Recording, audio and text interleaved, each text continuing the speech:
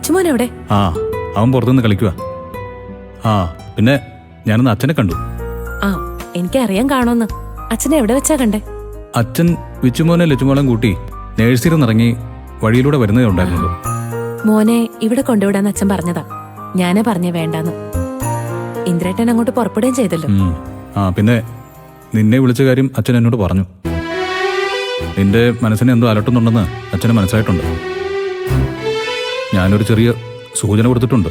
ആ, ഇവിടെ നടക്കുന്ന കാര്യങ്ങളൊന്നും അച്ഛൻ അറിയാതിരിക്കേണ്ട കാര്യമില്ലല്ലോ. അറിഞ്ഞിട്ടിപ്പോ എന്ത് ചെയ്യാനാ? അച്ഛനും കൂടി ഇത് പുറത്ത് വിഷമിക്കാൻ വേണ്ടിയാണോ? അനു, അച്ഛൻ എല്ലാ കാര്യങ്ങളും അതിൻ്റെതായ രീതിയിൽ വിലയിരുത്താനുള്ള കഴിവുണ്ട്. ചിലപ്പോ അച്ഛൻ നിന്നെ വീണ്ടും വിളിച്ചേക്കും.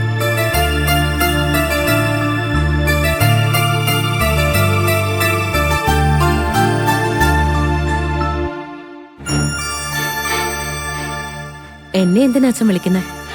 എന്നെ ഉപദേശിക്കണമെന്നെങ്ങാനും അച്ഛനോട് പറഞ്ഞിരുന്നു. അച്ഛനോട് ഞാൻ അങ്ങനെയൊക്കെ പറയേണ്ട കാര്യമുണ്ടോ അനു? അദ്ദേഹം എല്ലാം അറിഞ്ഞു ചെയ്യുന്ന ആളല്ലേ.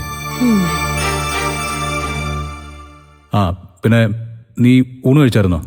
അതോ ഞാൻ പോയപ്പോ വീണ്ടും കിടക്കാന്ന് വിചാരിച്ചോ? ഇല്ല, ഞാൻ കഴിച്ചു വന്നിട്ടാ കിടന്നത്. അല്ല, ഇന്ദ്രേട്ടനൊരു കട്ടൻ ചായ എടുക്കട്ടെ? വേണ്ട. ആ, പിന്നെ വേറൊരു കാര്യം പറയാൻ മറന്നു. എന്താ? ചീരുവിന്റെ മക്കളെ വിനയം കൊണ്ടുവന്ന് അമ്പിളിയെ നോക്കാൻ ഏൽപ്പിച്ചിരിക്കുക.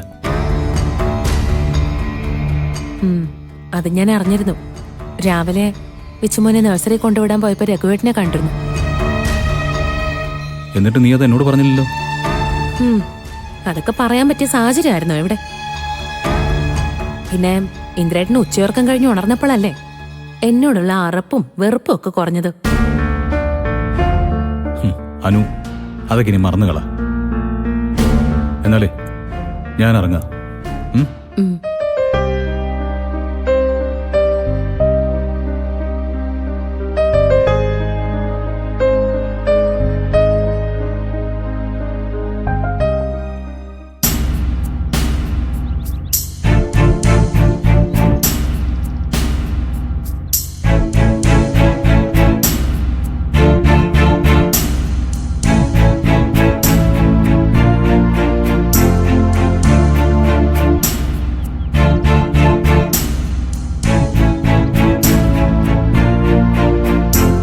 ശ്യാമെ, സോനെ വിളിച്ചിട്ട് കിട്ടുന്നില്ലേ?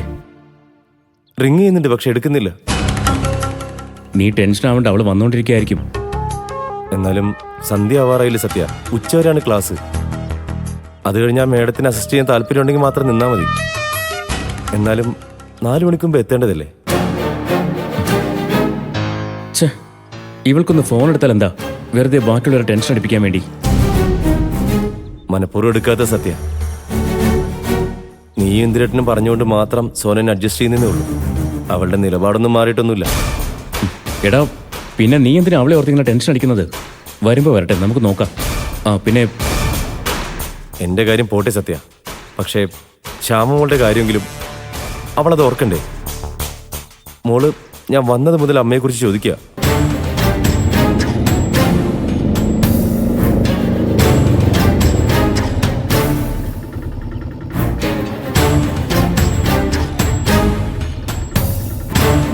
എത്രേ? 100.